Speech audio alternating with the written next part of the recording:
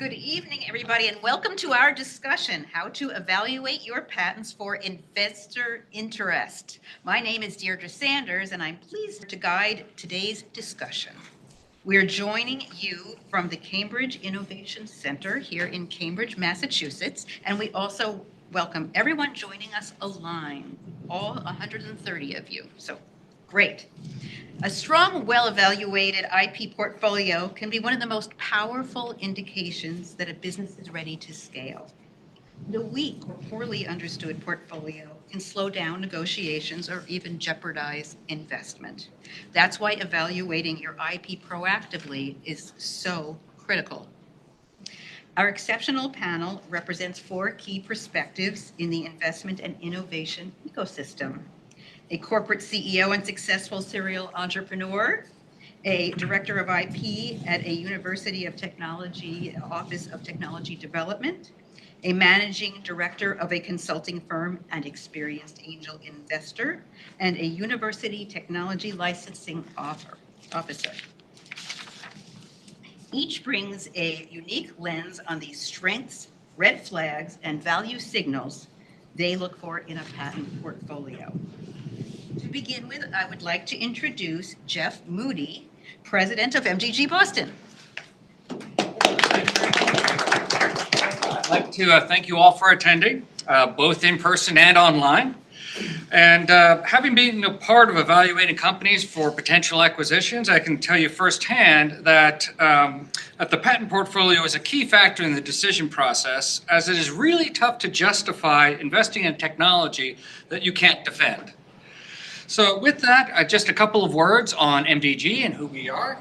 So we are host events, such as this one on roughly a monthly basis. And this is really a function to help put our members in touch with people who can help with real-world problems and medical development, as well as help with personal career development. To those ends, I'd like to invite you all to our holiday party coming up on December the 10th, as well as our January event on enhancing your career search in today's AI environment. So this is so with that, I'd like to hand the microphone back over to Deirdre, and again say welcome. mdgboston.org. Excellent. Thank you, Jeff. All right, let's dive right. To start with, I'd just like to introduce myself. I'm Deirdre Sanders. Sorry for the weird echo. I'm a partner at Hamilton Brooks Smith Reynolds. We're an intellectual property law firm located in Lincoln, Massachusetts, and in Boston, Massachusetts, down in the Innovation District. And we just cover all intellectual property, patents, trademarks, copyrights, and audits, and consulting and counseling. And we have the pleasure of helping people manage their intellectual property to meet their business goals. And we have the honor of working with people such as the people who are on our panel today, who we are very delighted to be speaking with. So if you flip to the next slide. Just a little bit about our firm. Like I've said, we cover all areas of intellectual property and everything relating to intellectual property. Next. So now I'd like each of the panelists to say a few words about themselves. Starting with Mitch. I'm Mitch Sanders. I'm CEO, and I think it's on, of a company called ProDev Labs. We're a kind of world-renowned contract research organization that focuses almost solely on healing chronic wounds. And we started out of Alera Health a couple of years ago. We've done 80 projects and we have 40 clients in 2 years, which has been crazy fun. Awesome. My name is Katie Hemphill, and I'm Director of Tech Ventures and Talent Network at Northeastern University's Center for Research Innovation. This is Northeastern's technology transfer office. Specifically, I support all of our spin-out and venture development efforts. So we have over 50 spin-outs that we support at this moment. About 5 of them have gone on to raise about $375 million in Series A through D funding, which we're very excited about. The other 50 require a lot of assistance. And that's part of my day job. So I'm here to provide that perspective as to what matters with your IP and beyond when you're discussing what it is you're working on with venture capitalists. everybody. My name is Karen Sinclair. I'm the Director of Intellectual Property in Harvard's Office of Technology Development. I'm a patent attorney by background, and I lead the IP team within the office. So we're responsible for making decisions about what patents to file, where to file them internationally, what to maintain, and then having conversations with our licensees about which IP they should be taking, making sure that we're stewarding the portfolios effectively so that they can, when they take over the portfolios and move toward product development, that it's still aligned with their goals and not just with our goals. Hi, I'm Dave Fogel. So I have three different lives, really. So I teach at Northeastern University. I've been there for 6 years teaching entrepreneurial finance.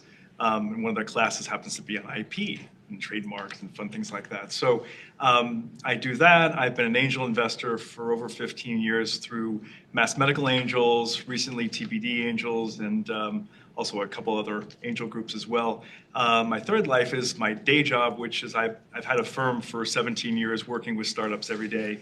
There's 12 of us in the firm working, doing all the financial advisory, fundraising, accounting, and finance. So lots of things. So Thank you very much. You can keep that. That's perfect. Yeah, I know. Great. So just a little roadmap for the audience. We're going to have a panel discussion till 7 p.m.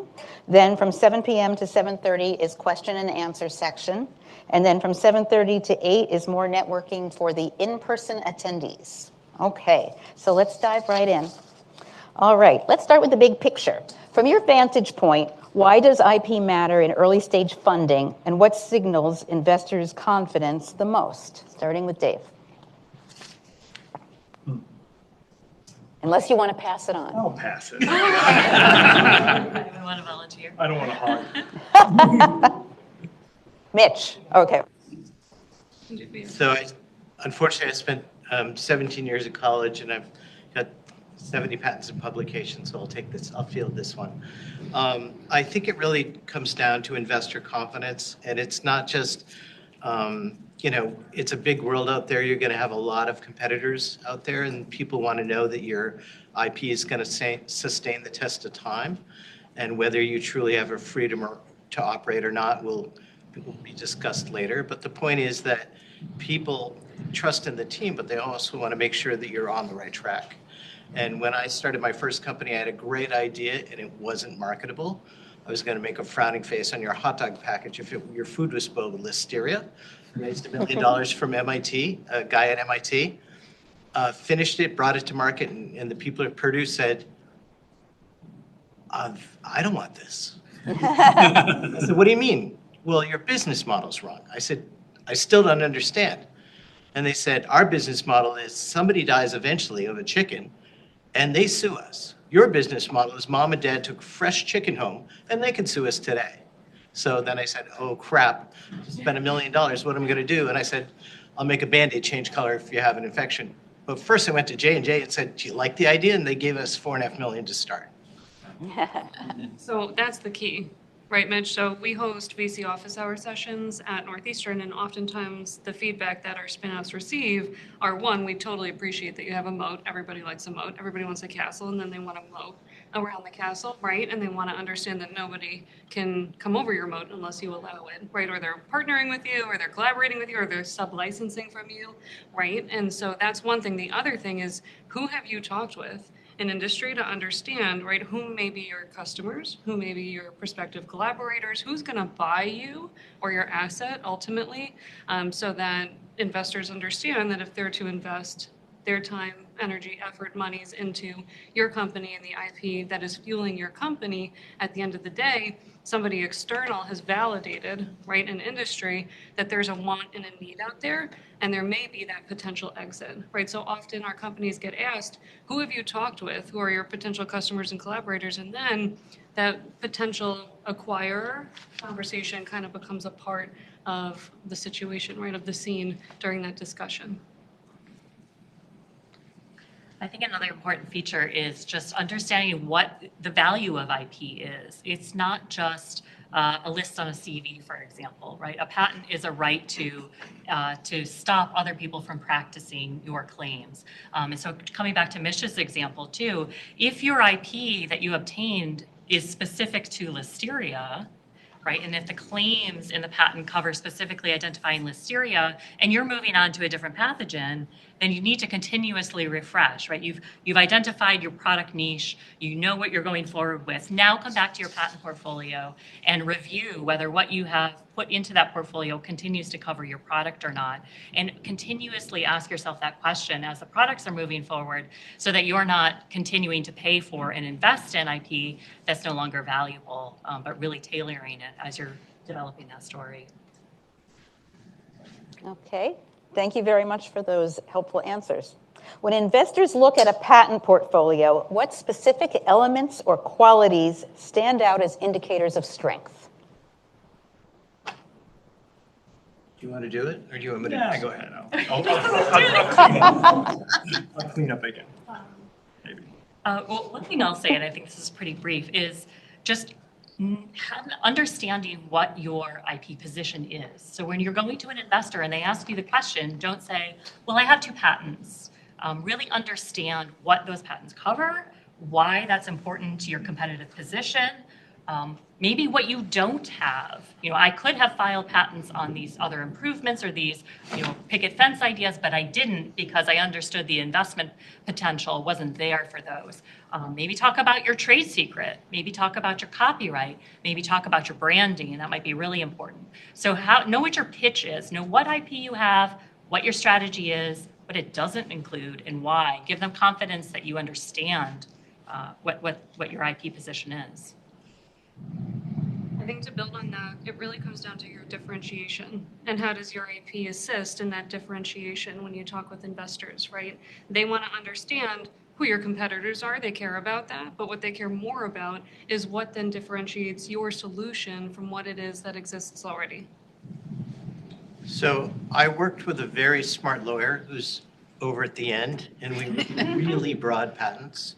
And I used to treat claim sets like math, and I always knew my competitors' claims. I always knew why we had something that was proprietary and sustainable, and I didn't need a freedom to operate opinion because I had Deirdre, and I knew exactly who I was going after and what our unmet need and compelling advantage was.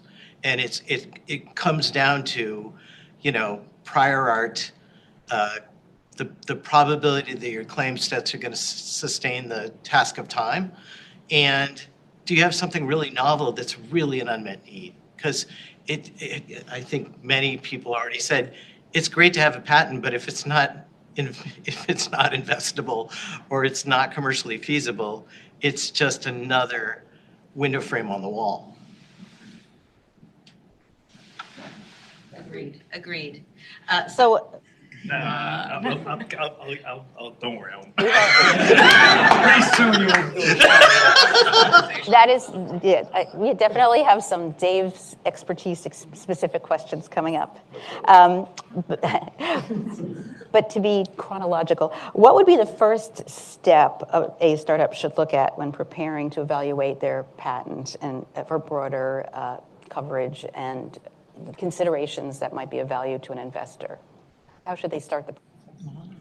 All right. Well, first of all, I guess before we even get to that, I guess I have sort of a strong opinion on this one. Basically, the entrepreneur, the founder, should really know the strategy first, and so you really don't want to depend on, no offense, on the IP attorney. In essence, the strategy has to come from the founder, first and foremost. And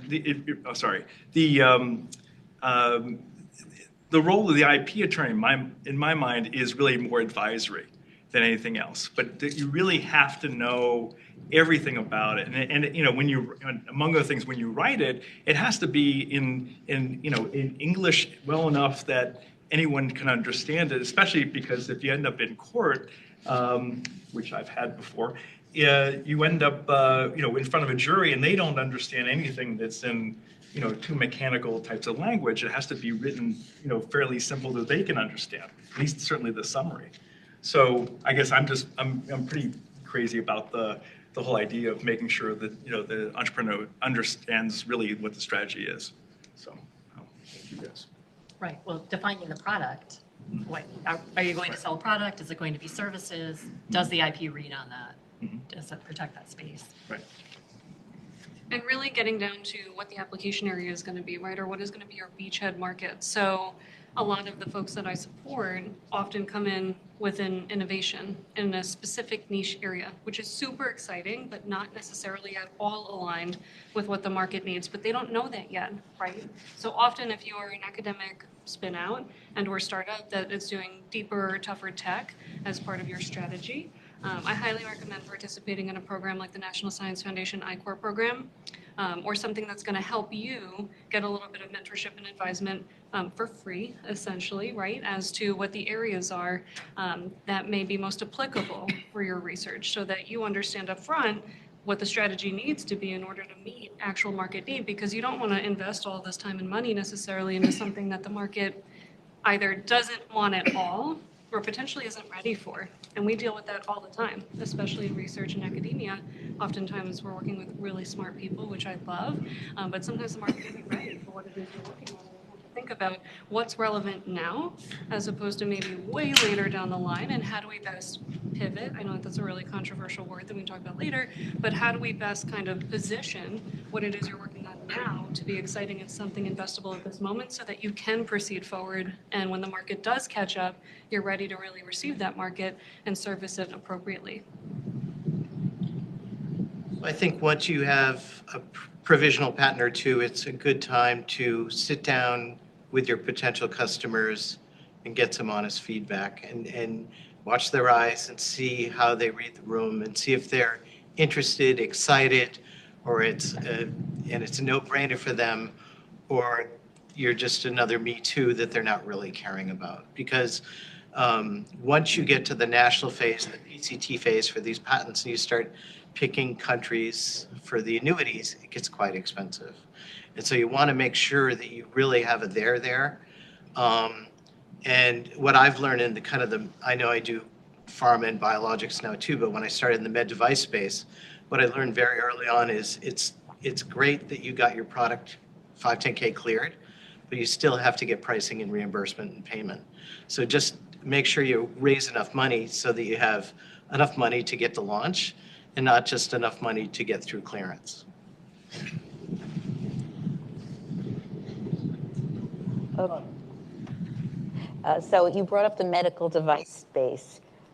Why do investors care about patents in the medical device space, and what kind of issues might be unique to the medical device area when considering evaluating your patents and auditing your portfolio? I'll speak quickly and then I'll give it to Dave. But in my field of wound care, there's 1 million wound care devices out there. Many of them are Me Too's. Some of them are really special. Some of them actually not just cover wound, but heal wounds.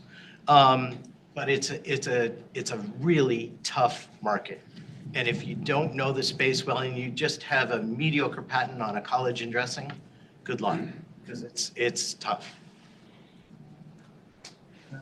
Go ahead. I gotta think of something first. Well, I was going to say, IP, there's two sides to the patent question, right? One is, what IP do you have that covers your product that you can use to sue your competitors to stop them from practicing that product based on the claims in the patent? The other side of it is, what do other parties have? What other patents do other parties have that they could assert against you to stop you from selling your product? One of them is building a patent portfolio that's proprietary to your company. The other side of it is conducting a freedom to operate analysis to understand what risks you face from the rest of the world. You need a patent attorney to do both of them, but they're very different exercises. So making sure that when you have that product defined, and particularly in the medical device space, as Mitch said, it's a very, very crowded space, and the terminology can be strange. And so I feel like in the medical device space, more than any place, you're likely to find someone popping up out of the pastures you weren't expecting, who happens to have a claim that covers what you're doing. So very important to have done the freedom to operate. Trying to think of something that I was. So actually, the only thing that I can really add so far is one of the things I've found has been kind of difficult is dealing with patents that, really a question of whether or not it is really the founder's patent or really the university's patent and conflicts there. That's the kind of thing that I've found a few times. And you really need to differentiate between the two. It's only a little interesting comment. Yeah, that's an important area. University to take a license to the right. That'd be fine too. Nothing wrong with universities. No, I mean, it's a great point. Yeah, it is. And actually, as a technology transfer office professional, let's say, at Northeastern, I think it's really important that a lot of these spin-outs are foundationally built on university IP, but we also need you eventually to build some of your own IP too. And so as you get going, I think it's really important, especially if you are involved with university IP, to find your partner within your tech transfer office, your tech licensing office, whatever it is your university calls that function within your organization, and ensure that you figure out who you're able to collaborate with best, because they're going to be extremely integral in ensuring that initially the IP that you're founding your business on has the right claims that are applicable to what it is you're trying to do. And then you can have those conversations with investors, right, about what it is you do own or you are working towards owning as it relates to university IP. And then I do highly suggest and encourage spin-out founders to find their own legal representation, because it is imperative that you also partner with somebody external to the university, because the lawyers that are assisting in protecting university IP cannot also represent the spin-out often. That is a conflict of interest for everybody involved. And so it's imperative that you find your own representation. And often, if the TTO or the TLO, these are acronyms, Technology Transfer Office, Technology Licensing Office, have a venture development representative like me and or somebody adjacent to the office, they'll be able to refer you to startup-friendly firms, right? If you don't have somebody that is in your mind that you want to work with particularly, and they can kind of support you through that introductory process. So I highly recommend, that you find your partner or your collaborator within your university and figure out what is available to you, and also secure your own legal representation, please. Just, can I throw something in here on this one? So the only other comment I have related to that was, you really have to be careful about the legal cost to all this, because remember, now you're going to be paying for, no offense, the universities, lawyers, you're going to be paying for your own lawyers. So it gets expensive. And I can tell you that we've had experiences not just with universities, but with the hospitals, not to mention any specific hospitals. But the patent lawyer expenses have been outrageous, and so you really have to be careful about these things and raise enough money to be able to pay for all these types of things. I believe you made some comments about freedom to operate. At what point does a startup consider whether they should go ahead with a freedom to operate announcement?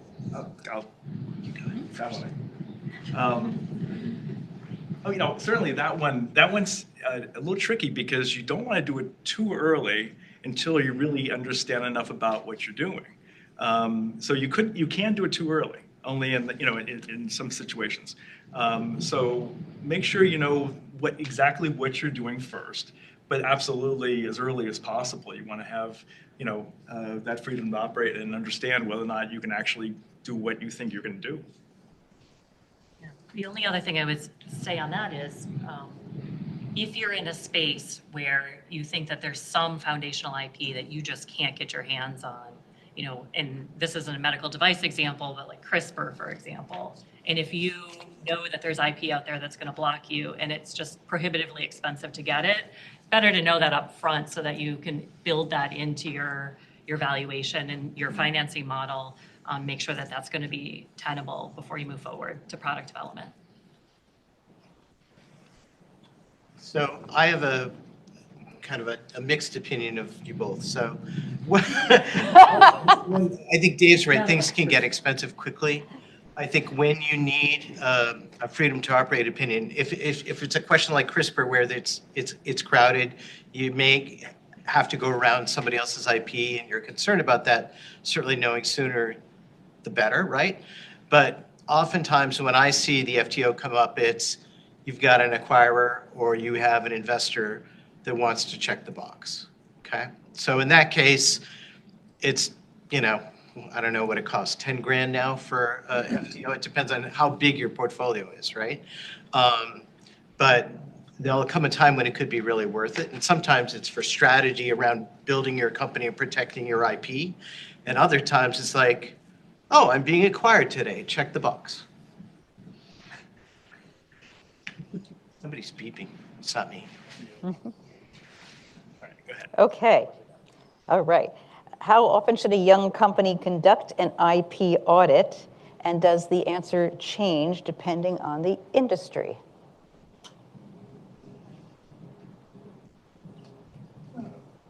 You no. Mitch? Mitch it is. And then I'll- I'm sorry, I've run 8 companies, so I get all these. I think it comes to the inflection points of the company again. So when you get startup, you have to be scrappy. You're the dishwasher, you're the HR, you're everything, right?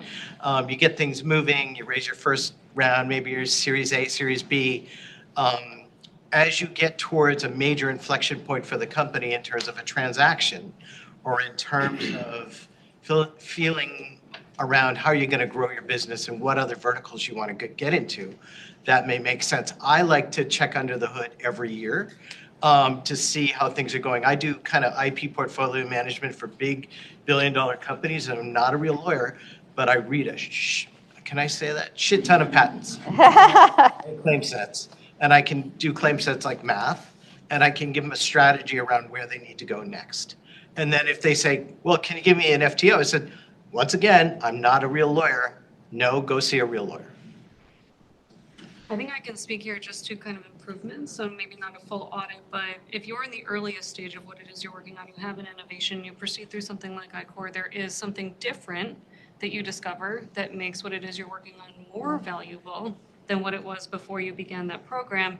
At that point, you want to have a conversation with whoever's protecting that intellectual property and ensure that before you disclose anything potentially novel to people related to this discovery, right, of some application area or something new about your tech that you didn't know it could do before, or you did, but you didn't apply it in this way, and so it didn't matter before, but now it matters a ton because the market told you that it matters a ton. At that point, you want to come back to your technology transfer office or technology licensing office, or go back to your independent lawyers and have a conversation about, one, what your claims are actually protecting versus, what it is you have today or what you don't have today that investors or customers may be most interested in. And two, if there are improvements that you're now going to work on and you're able to kind of get through those experiments and you now have new data to kind of prove that what it is you're working on matters more, at that point you want to be sure that the IP that you are protecting is relevant, because if when your IP becomes irrelevant, you no longer really have that moat that you can speak to when you're talking with potential investors and or customers, and when you're working in very saturated spaces like the med device industry, that differentiation is so important. So, so on this one, the question of the IP audit, I think you want to know before you are doing any kind of due diligence with investors whether or not you really have something or not, and make sure you still have what you thought you had. So that's probably when you want to do something like that. And what would be the basic steps I should take to start an IP audit? Go ahead. Well, I think knowing what you have, Mhm. just putting an inventory together, making sure you own it. So making sure that you have the correct inventors listed, that you know that they are obligated to assign to your company, or if not, you figure out who they're obligated to assign to, and you come together with the co-owner to make sure that you have the rights that you need. You look at what funding you used to create that invention. So in the academic environment, we are always looking to see, was it funded by a foundation? Was it funded by an industry partner? Was it funded by the federal government? What obligations attached to those sources of funding, to make sure that whatever we plan to do in the future is compliant with those obligations. What else are we going to look for? One more thing.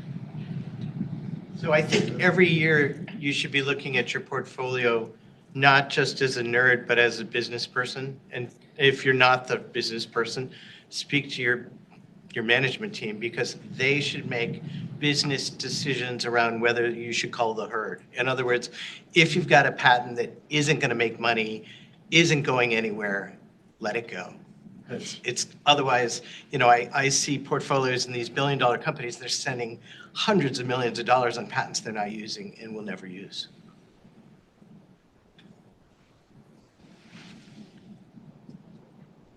What are some typical weaknesses or red flags that investors look at when they look at a patent portfolio of a potential company they're interested in investing in? Well, I think you kind of hit it nail on the head on the one talking about whether or not you have people working for you, whether or not they're employees, and oftentimes it's consultants that are problems that haven't assigned the patent properly, and going through that process. But that's been a red flag of sorts. I actually went to a meeting somewhat recently where we had a founder presenting to the group, and somehow they were presenting, and we found out about 10 minutes into it that they hadn't filed the provisional. Wow. And we said, okay, we're not talking anymore. And we're going to stop this meeting right now. Smart.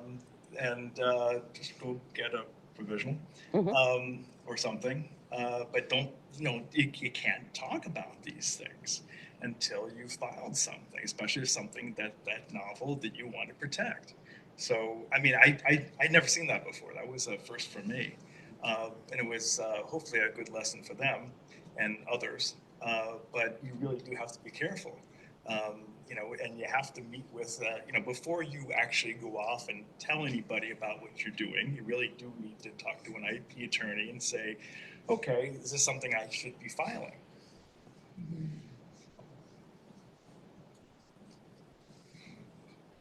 To Dave's point, I do, advise a lot of students that come in the door and I want to help them, but sometimes I will say, well, what provisional patent have you filed or what have you?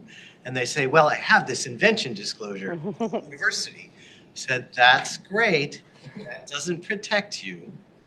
You really need to get these patents filed. This is novel IP that needs to get filed. Well, I don't think they'll go ahead and do this. Well, you have them call me and we'll talk about it. Well, I'll say that's correct. Invention disclosure submitted to somebody in your company or within your university is not legal protection, right? It has to be filed at the Patent and Trademark Office. On the university side of it, it doesn't have to be a difficult or expensive process, right? We can take an invention disclosure and turn that into a thin provisional application in time for whatever disclosure you have. And from an academic perspective, we're not going to tell a faculty member that they can't talk about their work or they can't publish their work. And so we're going to respond as quickly as we have to. And your patent counsel can do that as well, right? If you need to talk to an investor today, they can file something today. It may not be as fulsome as you would like. You might want to tomorrow go back and start the conversation about a more fulsome application. But it doesn't have to be big and expensive to provide at least that thin level of protection for that first conversation. I think that just, I'm just going to underscore a couple of things because I feel like there's a lot said here. And I think the importance, the important parts of what we're discussing are, one, you own the IP that you're discussing. If you're going to talk about IP in a meeting, you don't want to get to the meeting and then determine that you don't own that IP, because they will ask, right? Like if you are a university spin out, I sit in VC office hours and they're like, do you have an agreement in place? And most of the time the answer is no, not yet. And that's okay. These are friendly feedback hours that we host with venture capitalists, but that's a question that you're going to get asked in a real life meeting as well. So you just want to be prepared for that part of it, because if you say yes and they find out it's no, that's not a great look for you or the company down the road, right? They want to be sure that anything that comes out of your mouth is as truthful as possible, right? Because you want to build trust. That's part of the process. So one is you want to own your IP. Two, keep everything non-confidential, right? To the best of your ability. I will tell you often, I'll be asked if the VCs that partake in VC office hours are going to sign an NDA. The answer is no, right? They see so many pitches. There are so many things that come across their desk. Everything would be conflict of interest as it relates to what it is they see and what it is they may be able to discuss with you. So it's really important, too, that you have a good understanding of what is confidential versus non-confidential at the point in which you take a meeting, right? If you don't know yet what is confidential or non-confidential, err on the side of caution and discuss with your lawyer and or your tech transfer office as soon as possible to be sure that you understand the parameters, right, around what you should be disclosing publicly versus what you should not be disclosing publicly. And then the last part I want to bring up. Great point, by the way. You're Northeastern, bud. And then the last part. MIT and Harvard. Love that. We all can't go to good school. And so the last part, thanks, Dave, is ensuring that you have a business person involved. So Mitch, you kind of said that, but we didn't harp on it. I want to harp on it right now together. It's really important that as you get started, if you are the scientific or the technical lead and you don't understand the business side of things and you don't have anybody to kind of discuss that strategy with, whiteboard with, kind of bounce ideas off of, it's really important that you find at least kind of a mentor or an advisor that you can trust, if not kind of a founding team member, to ensure that you're not kind of headed in the wrong direction, that is solely focused on the technical or scientific side of things, but maybe not that market need. Sorry. One other thing is, so that group in Akron, Ohio, that only had invention disclosures, no IP, we helped them file their IP. They did I-Core. They came to us. We gave them advice on wound care because I've been doing it for 30 years.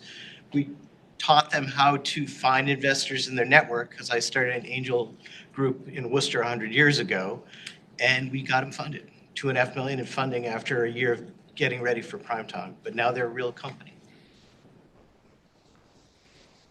It takes a village. I say this on every panel, Matt. It's true. It's true. That's one of the greatest things about this community around Cambridge and Massachusetts, how much support there is for inventions and innovation. It's really a wonderful place to be and to work in this field with this group of people. I'm going to switch gears just for a minute because I know it's a topic that's like a big deal to a lot of people, is open source software. Many startups rely on open source tools and sometimes don't even realize they're doing it.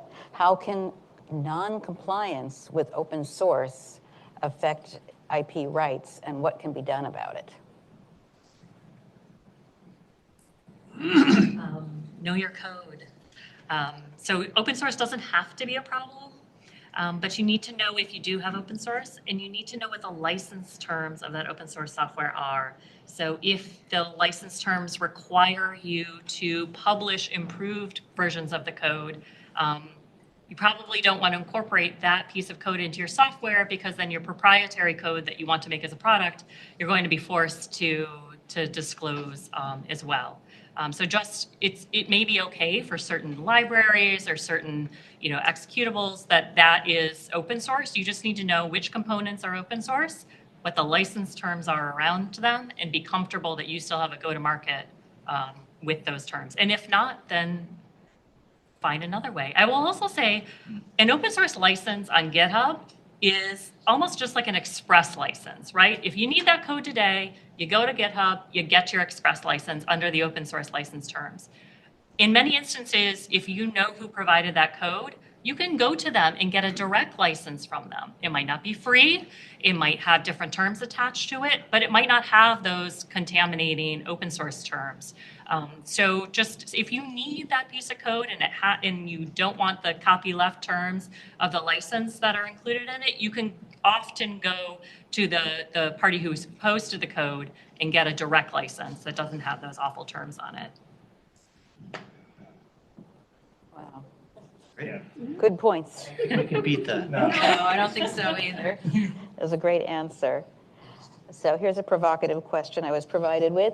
Can a company have too many patents or patent geographic coverage? As a patent lawyer, I'd say, no, just kidding, no. But bring them all to us. You could never have to, I'm kidding, I don't think that.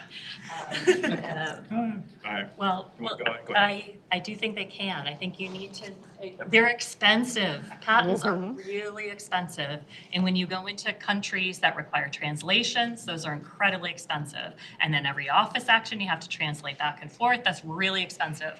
So know what your value proposition is, right? What is the patent cover? What are the claims cover? Why do you need those claims in that geographic location? Do you have a competitor who's manufacturing there? Well, another piece of it, can you enforce the claims in that jurisdiction? Like, are there competent courts in that jurisdiction who will be willing to hear your infringement claim and to give you a remedy that will be valuable? So I think in the U.S. we have a pretty robust legal system that will hear a claim and issue an injunction and stop your competitor or get you a reasonable royalty. There's a lot of good options in the EPO now with the unitary patent and the unified patent court. Very effective. Other jurisdictions, just know what your value proposition is before you spend that money. So I try and file patents based on who I think is going to acquire the company. So I look at their portfolio, I look at where they're filing, I look at where the revenue streams are going to be for my company, and then I selectively pick the countries in Europe and selectively pick across the board based on the geographies of where wound care products are mostly sold. I don't, when I started filing my first patent with Deirdre, seems like 100 years ago, it wasn't that far. We tried to file it in every country, and then I realized I'm never going to go after half these markets. So now I really kind of home in what's the business decision, where am I going to make money? And, that makes it very obvious.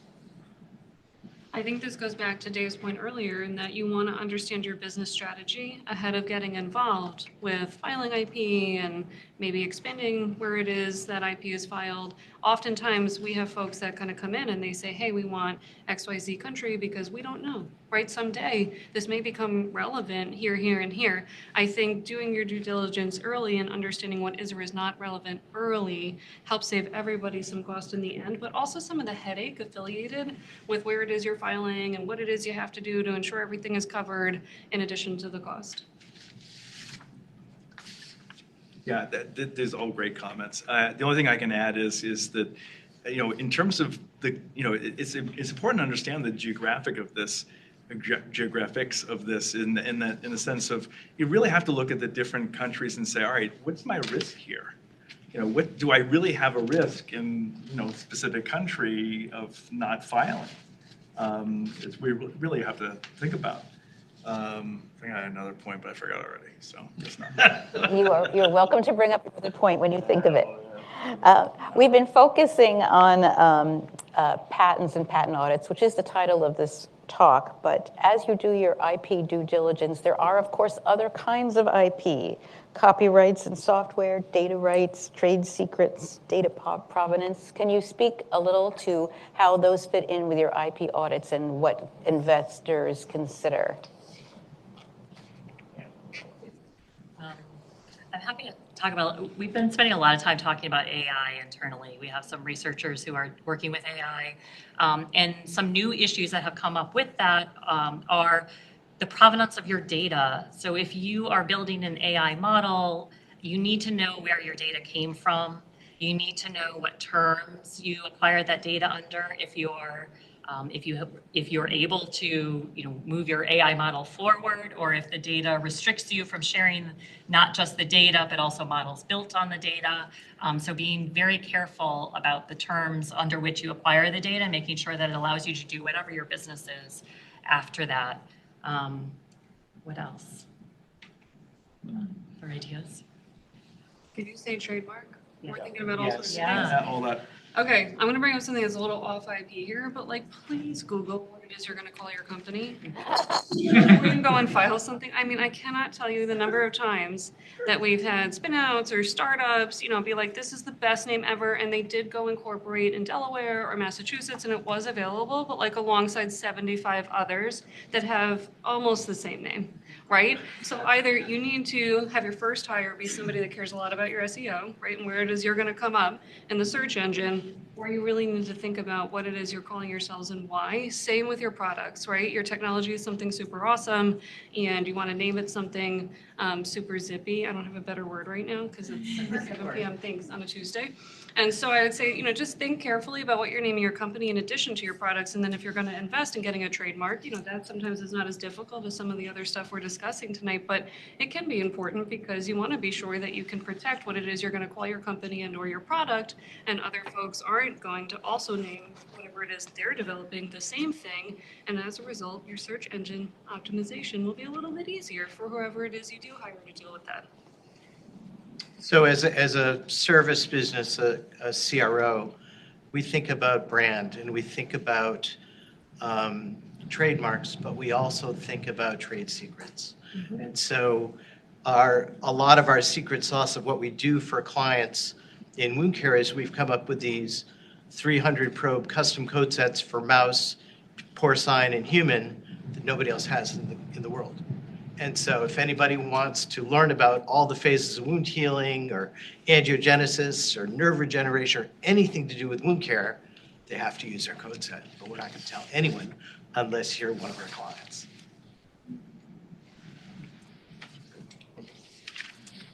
Now that you have chronologically thought about it, decided when you're going to do your audit, you've done your audit, how did you start when you're Looking at an audit from the point of view of an investor, how are the audit results best communicated to provide the information that's interesting and important to an investor, maybe not divulge information that's not as important or doesn't give the best foot forward? And how can an investor present those results of their audit or what they have in their IP portfolio to be most attractive and appropriate for an investor and provide the information that they need to provide? That's a trick question. I think I've seen a little bit in VC office hours come up exactly what you said earlier, Karen, so underscoring. They're going to want to know what it is you're protecting and why, and what it is you're not protecting and why. So right after you complete your audit, if you know that there are things that you are not protecting and there are reasons as to why you're not protecting some things that may matter to your industry, whatever industry it is you're kind of entering into here, it's really important to understand what you do have, what you don't have, and be able to explain why what you don't have doesn't matter. Because what you do have is addressing whatever it is your company, your venture, right, is kind of going after.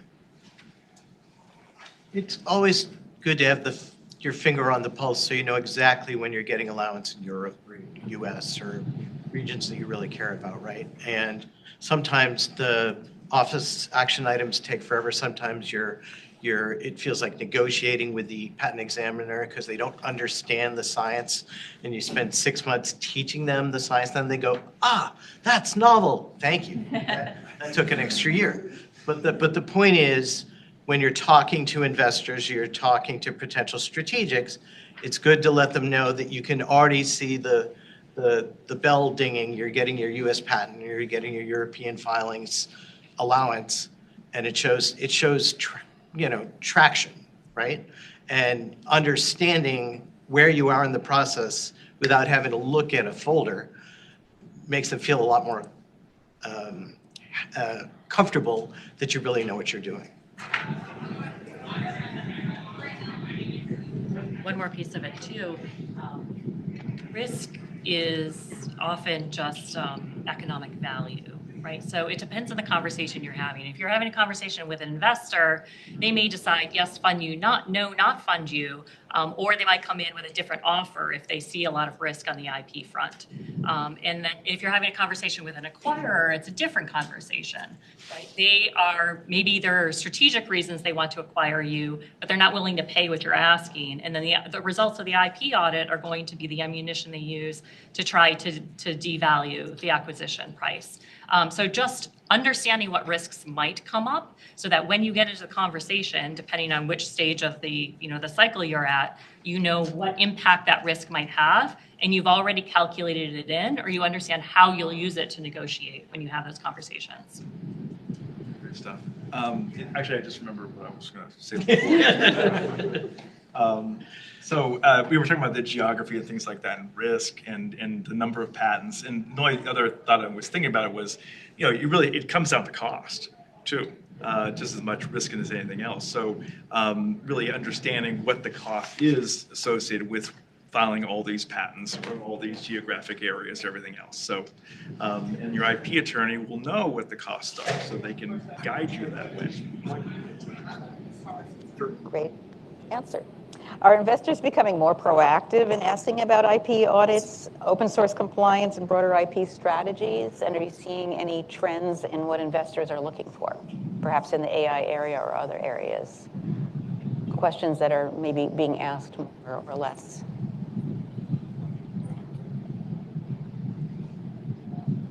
I think they may not require an IP audit, but they still want customer feedback.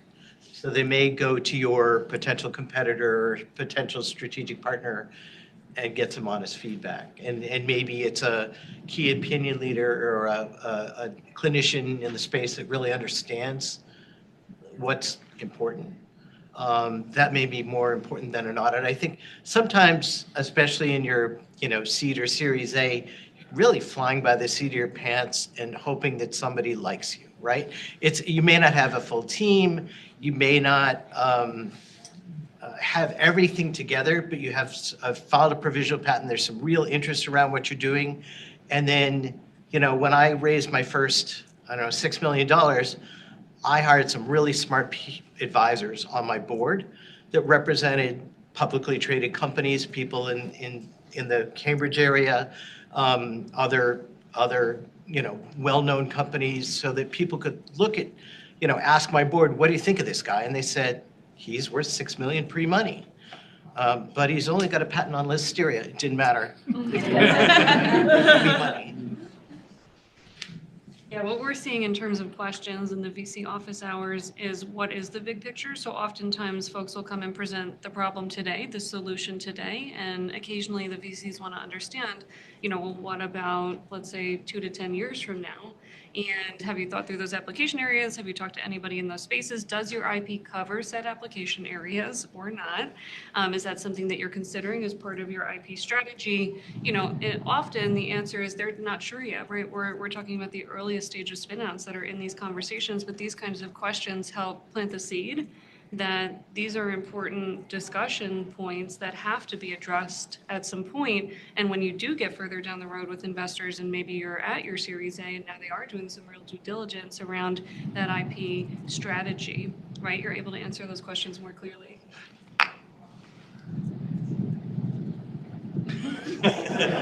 Okay, with our remaining minutes before the Q&A, can you just give one piece of advice as your closing advice to people wanting to acquire investment as relates to their IP? Go left. Oh my goodness gracious. Can you go and I'll go next? All right. I think the only thing that I haven't said yet that I think is really important in relation to your IP is your IP only matters if you're able to ensure that it makes impact at the end of the day, right? So often when we're sitting in VC office hours and folks are, VCs are asking our spin-outs questions about how it is they're going to get to market and how far away are they. A lot of this is about timing.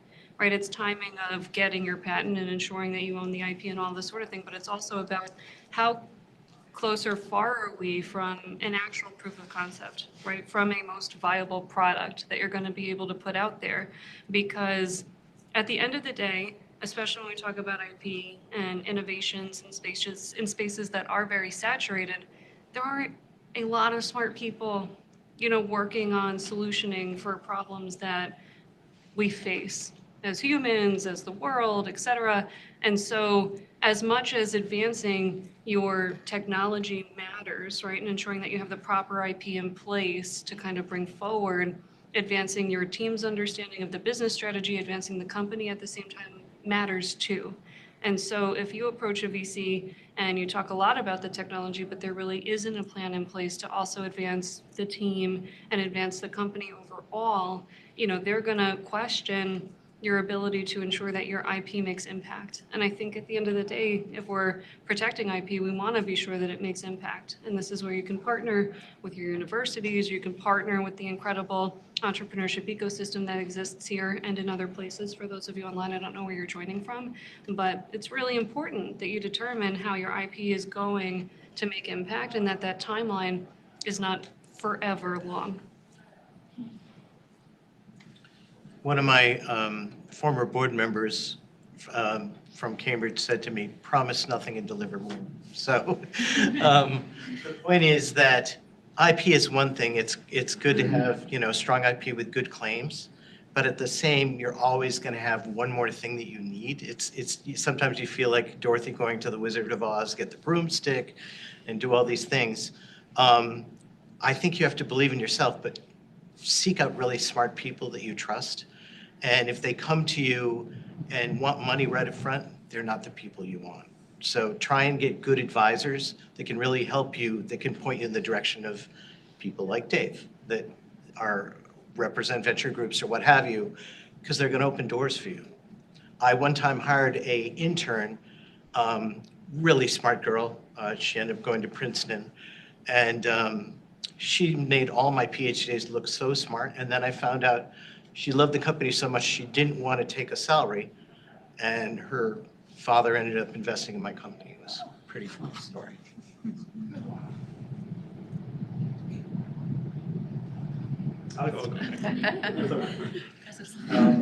I guess my other takeaway is self-education. It's like I guess any topic that I get involved in that I feel like I have to know. You really want to know more about what you're doing than anybody else. But it's actually even more than that. It's when I say self-education, it's self-education about the process and understand how patents are actually filed. A week ago, I learned about a document called an MPEP, which is it's only about 10 pages, something like that. But it comes from the U.S. Patent Office. It's I think it's called MPEP if I got it right. Manual of Patent Examination Procedure. Basically, it's the manual the examiners use to analyze a patent. Well, wouldn't it be nice to know what those rules were? So, get that document. It's online. I actually grabbed it the other day. It's only about 10 pages or so, and it's not exactly fun reading, granted, but it does go through the whole process for you. So you get an education on what it's all about. And that really helps. I'm sure it helps, when you go talk to the IP attorney, because then they at least know what the hell's going on, right? So that would be the one thing I would absolutely do. I'm glad I learned about that last week, by the way. One more piece of advice, and particularly for people who are doing this for the first time and haven't gone through this before, find mentors or peers who have and ask them all kinds of questions, not just about how they ended up getting to be successful, but also where they met failure. What mistakes did they make along the way that they learned from, that they can teach you about? And don't be afraid to ask them for advice, like, what patent attorney did you use? Do you like them? Who did you use for your marketing materials? Ask them for everything, because people like to talk about themselves. They'll very happily tell you what they did well, but ask those tough questions too. Make sure that you're learning from other people's experiences, because I don't know anybody who's been successful first shot at the door, and it's always a journey to get there. So make sure that you're ready to. Okay. Sorry. Just wanted to actually add to Dave's point. There are many valuable information and resources on the uspto.gov website, many. And you can also go to Google Patents and other sources to see what patents are out there, see what people put in patents as well.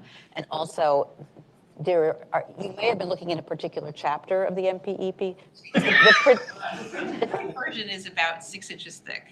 So I think this is a Cliff Notes. I think. Yeah, you put it right. it is a but it's a great idea, and it's searchable online. We used to, As I've been practicing long enough that print versions, and we would come in and we'd huge volumes. but now it's all searchable. Searchable online, and each section has a lot of valuable information. That's great advice. I just couldn't. When it comes to like patent details, I had to jump in. I would have so. All right, it's 7:05. We have half an hour for questions and online questions as well. Does anybody have in-person questions or online questions? At this time. Yes. Yeah, so when we were either creating patents or evaluating other patents, one of the things we do is spend one of the things we would do is spend a lot of times looking through all of the claims in detail, asking ourselves, how easy is this to worm around? And so do you, when you are dealing with your clients and other inventors, do you oftentimes find yourselves coaching people in that to take a step back from what your intended invention is and say, well, how could you do basically the same thing, maybe by changing one detail or another? So we have a very unusual IP practice within my CRO. We actually strip mine claim sets of all the patents in a field and then put them together so that they can be searchable, and we can really try and understand the field in a better way to make, because some of the cell tissue based products in wound care, for instance, there's so many creative ways that people have tried to get around other people's IP to the point it's become an art form. And so we end up literally taking claim sets like math and just crunching the hell out of them to come up with a strategy for clients or for ourselves. I think in my line of work, we're looking more at the companies that are out there doing things, and we're not always necessarily solely focused on the IP. We're focused on their approach, on how it is they're marketing or branding what it is they're working on.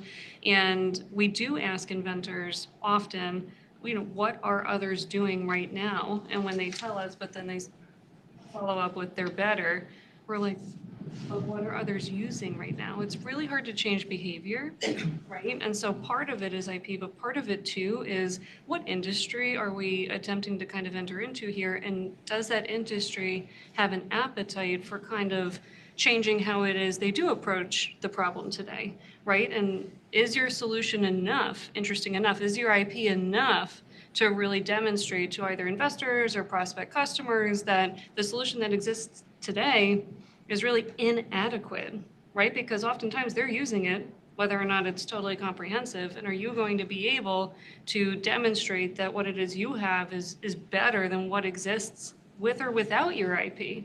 And if so, great. How do we put a package around that and ensure that you're able to demonstrate that value and that impact appropriately? And if not, what needs to change? Is it the IP? Is it the claims? Is it how we're approaching company strategy? How it is we're branding what it is we have, right? But these are the kinds of, let's say, comprehensive whole picture kind of conversations that we try to have, but we do our best to ensure that inventors are asking themselves, what are people actively using today? And would anybody in this industry change their behavior? And if so, what would it take, right, to kind of change that behavior to adopt what it is we may propose, you may propose instead with your invention or your company? Okay. Next question. Shy group. No, we don't have any questions. My guys. I guess we were so good. I guess. They covered everything perfectly. Oh, we have an online question. All right. I figured. If the company's IP has applications beyond the company's products, how does the company harvest that value? Good question. So oftentimes you may be writing IP that is broad enough that it's adjacent to other fields or other applications, right? And sometimes you can kind of carve them out and kind of break them up into different patents later and expand upon those. It's nice to have a broad portfolio. When we started just in food safety pathogens, we're already covering all of, we're using a protease-based technology to detect pathogens across the board in orthopedics and oral care and baby care, women's health, wound care. And when we failed in food safety, we're like, oh, I can make a Band-Aid turn blue if you have an infection. And we went to J&J and they said, yeah, we'll buy that. So. Something we do typically, particularly when we have foundational technologies, is we will license it exclusively, but in different fields. So if you are a company with a patent and you see applications outside of your commercial intent, you can license or sublicense to others, just being very careful about the way that you define the field so that it covers what they intend to do, but it doesn't compete with what you would like to do. But there are very clever ways, and licensing attorneys can help you figure out how to, win-win. Another company has the resources to bring a second product to market. You may not have the resources to meet that market, but you can benefit from their success too. Right? That's good. Question? In the back? Way back, all the way back. Yes. So you guys were speaking to like how you master strategy, and like when you're in the process of innovating and creating prototypes and test markets, how do you master your strategy before spending money on IP?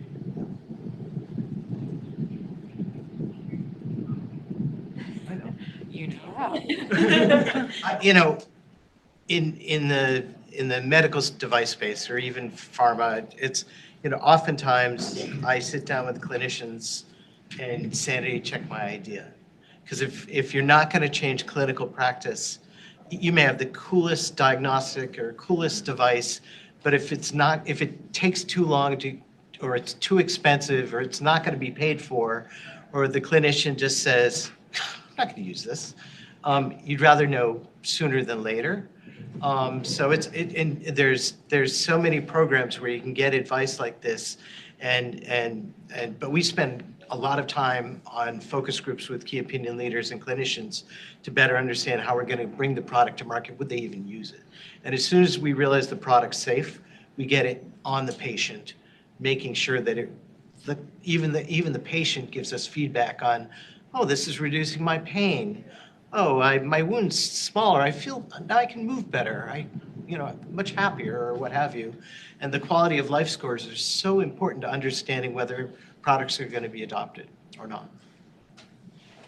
Yeah, if you're somebody that requires like a little more structure, right, or maybe you don't have connections to said customers yet, and you want to be sure that you're going to have assistance in helping that happen. To name a couple of the programs that assist with these sorts of things, we talked about the National Science Foundation I-Corps program before. That does require that you are pursuing some sort of IP usually at a point in their process, but they will help you early. If you happen to be a woman academic, there's Equalize Startups that takes in early, pre-formation of venture sort of companies to assist and provide them mentorship and give them access to industry and connections so that you can have those conversations early. Blueprint by the Engine Accelerator, also really helpful out of MIT. This is usually something that's more focused on the business, but they have lots of connects. So if you can get in with that group as part of your process, you then generally gain access to their network as well. So I would think about, kind of where are you coming from? Is there a community you're already involved with?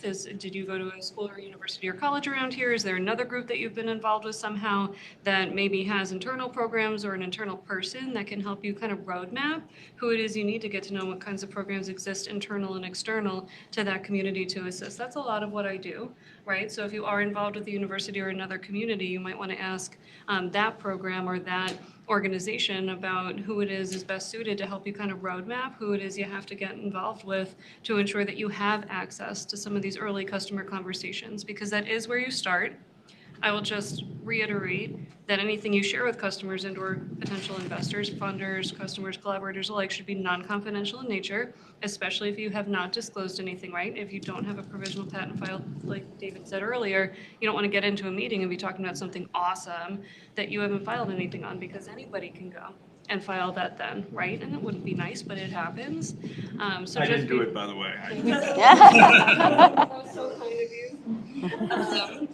Yeah, so just be sure that you know, again, what you can or can't share, and that you're working with the resources available to you to understand all of the programs that kind of exist out there, because there are many, so many. We have a resources page on Northeastern's website if you want to check that out. I try and put up as many kind of deep, tough tech, external resources available, and it's not specific to Northeastern, it's specific to the external ecosystem. So that's one example. But again, connect with your community if you have one and see if they can assist directly. Great question. Yes. Oh, can I round, let me just real quick. I guess maybe to round it all up, you made it a question, a good question. It made it a question about IP, but it's really more strategic in nature. I mean, so it's not just, you can't really just think one-dimensionally about just IP strategy, because you really have to think about everything you're doing, and IP is a piece of everything that you're doing in planning. I guess that's maybe perhaps the way to look at it. Sorry, go ahead. Go ahead. So I'm just curious, at the university level and companies being formed surrounding AI tools, do you see the trend being to go towards trying to patent or more keep as trade secrets and rely on trademarks and whatnot for marketing purposes? Very good. You're gonna go back. Thanks. Donahue. Good question. We're still trying to figure that out ourselves. There are times when patents make sense, if it's a foundational algorithm, if it's a new transformer kind of thing, maybe. If the output came out of AI and the output is kind of what we understand to be patentable, so a new material or a new biologic, then yeah, that's patentable, no problem. Kind of the middle piece of it, we are thinking more in terms of software protection. So if you have software that can create a model, right, the software that executes the algorithm, taking the data in, executes the algorithm to create the model, that software could be protectable under copyright and could be, transferred. And the other thing that's really important, of course, is the data. And that can be, you can have, data can be proprietary, you can license data, you can, offer data. So a lot of the other components, but we, as patent attorneys, we kind of came in as, well, I have a hammer, everything is a nail, everything has to be patented.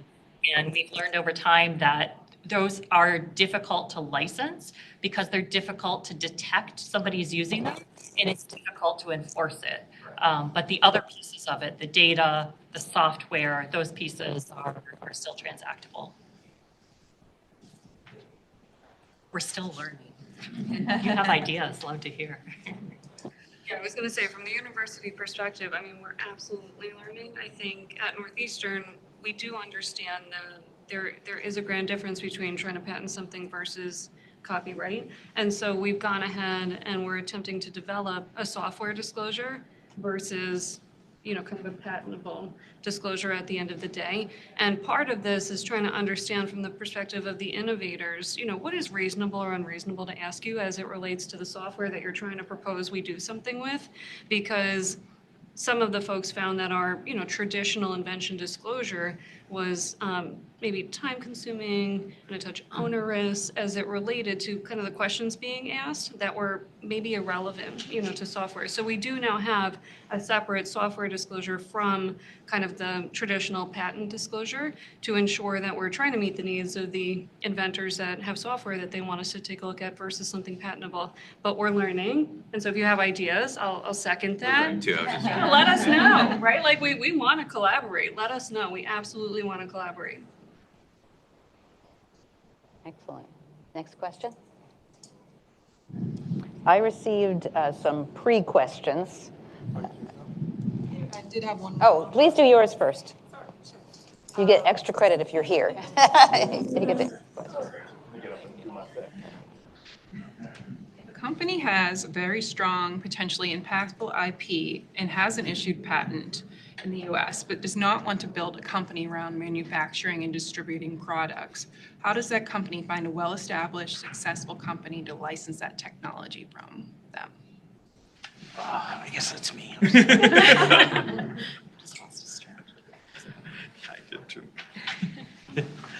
So that's what I do every day of the week, right? So I'm out there wrestling with alligators. I actually purified hyaluronic acid from alligators. That's a different story.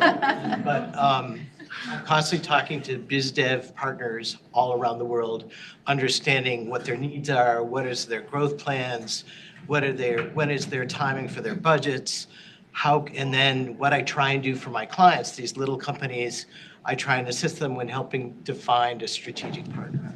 And because I have daily meetings with, clients all over the world in my space, I know exactly what they're thinking. I know what they're having for breakfast, right? And so I can try and guide a young company with an idea to a point where there could be a license and distribution agreement. There's also a lot of companies that are bundling technologies together to kind of bulk up to go with private equity or what have you. And so oftentimes we're looking for the next greatest idea. And if they don't want to manufacture the product, I sure as heck have a partner that is going to do it. So they have to find somebody silly and gregarious like me to help them find a strategic partner in their space. Okay. Yeah, I think this is well said. Your advisors matter. Mitch has said this so many times. Mitch is a great advisor, right? And David, it does, of course. But, I would say find yourself a great advisor in the space because they're going to be aware of other organizations that are doing something either similar or adjacent. I'll also underscore again here, get involved in the ecosystem. If you get involved with somebody like the Engine Accelerator or Portal Innovations, they have other portfolio companies who they know may be synergistic with what it is you're working on. I've had the Engine Accelerator just a couple of times to say, hey, we know of another company that is related, kind of adjacent to this company that you have.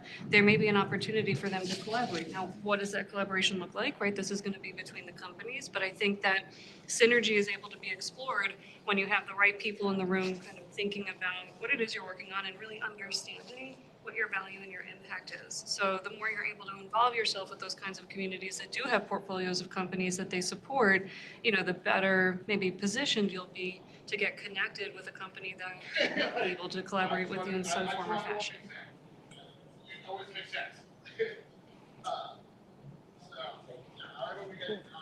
Any questions online? Oh, yes, go ahead. Where do you generally draw the line between when to file a preliminary patent and a utility patent? Good question. When you should file a provisional versus when you should file a utility. There's a number of issues that go into that and considerations you should make. Number one is, are you about to make a public disclosure? And you want to make sure to have a patent on file prior to that public disclosure, because although in the US there's a certain time for grace periods, in many countries overseas there is not. So you want to file at least a provisional application before any kind of public disclosure. Now, for those who may not be familiar, a provisional patent application is a patent application that's sort of your stake in the sand that's saying, I'm recording with the patent office that as of this date, I have this invention to teach the world. It's never going to get examined into a patent. And if you do nothing further within a year, it'll just die and no one will ever see it. But you have a year to actually convert it to a non-provisional application, which is a utility application, which can then actually blossom into a patent, which provides you with the series of rights that we've discussed. So when do you file a provisional application versus when do you file a utility application? Many people start with the provisional application to provide them with that 1 year to develop the resources, to get the additional data and the additional funding to pay to have enough material in your application to be truly ready for patenting and to pay for patent costs, particularly in the life sciences space. You end up in this sort of vicious cycle of you need a patent to get an investor, but the investor wants to see a good patent that's got data in it, but you have to pay for the data. And in the life sciences side that I'm in, that could be mouse models or clinical data can be quite expensive, or sequencing data and involve a lot of consultants. So you need the money to get the data to put in the patent, but until you have the patent, then you can't get the investor to do it. So it's a complex question about when you're truly ready for patenting and what level of patent you get. And on the life sciences side, often say a student and a graduate student may be about to make a presentation, give a talk, give an abstract. Often, if they're not careful, they don't let the technology licensing office know till right before, or maybe right after they've actually sent out that abstract or made the public presentation, in which case getting something on file may be your best bet. But a provisional patent is really only as valuable as what's in it, what is enabled, what provides written description. If it's the idea on a cocktail napkin, that may work okay for certain devices, but to really have sufficient enablement and written description to provide the early date, to give you credit, you actually do need to have more in there. So it's never a bad idea to ask the patent lawyer, like, is this ready for patenting? And then to discuss what is the best way to meet your business goals and times in taking into consideration how much time you have to prepare the application, how much funding you have, and what's appropriate. A lot of universities will have different levels of a provisional application, from cover sheet, which is perhaps on the life sciences side, here's a draft of my paper that that's about to publish. We can just put a cover sheet on there, to sort of levels of moderate and counseled provisional applications, which at least have a little bit more support in them to support different levels of patenting, all the way down to utility or up to a utility quality patent. Those are all different costs and different time zones. So, yes. Question for David. Was there ever an opportunity when you were doing your due diligence and Try to get. was there ever an instance where you were doing your due diligence, looking at a patent portfolio, and you misjudged it, and what did you learn from that experience? Good question.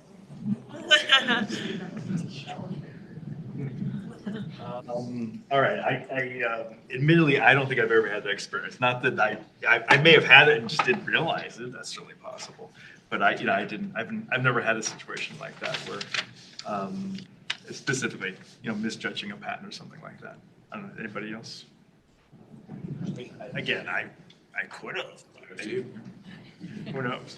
So I see a lot of startups in my space, and I talk to them and I get excited about their team and at least what they're telling me, and then I read their patent and I go, oh, it's a downer. It's not enabled at all.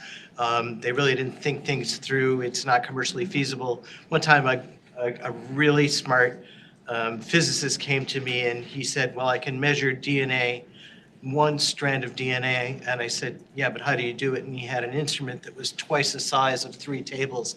And I said, the patent's amazing, but it's not commercially feasible. That was another depressing moment that I said, you need, I don't know, $10 million worth of lasers, and it won't fit in anybody's office, and it's not going to work. So I think it comes down to the usefulness of the patent. And then, I have so many battle scars from people trying to go around my IP that I'm very sensitive to looking for kind of danger zones of where they didn't follow enough, they didn't protect enough. They had all these good ideas in their head, but it still wasn't put on paper. And I said, get another provisional filed immediately. Half the things that you are thinking about are probably more inventive than your first provisional. The other thing, I read a lot of business books, which is kind of weird for a scientist to do that, but there was this old business book called Getting to Plan B. It was the first pivot book, right? But the point is, when you file your first provisional, try and make it as broad as possible to cover areas of interest that you may not get to, but you still may be able to protect because you thought of it in your provisional. You know what? I'll say one other thing though. Maybe I haven't screwed up anything on the IP side, but I've certainly screwed up other things. So I don't mean to suggest otherwise.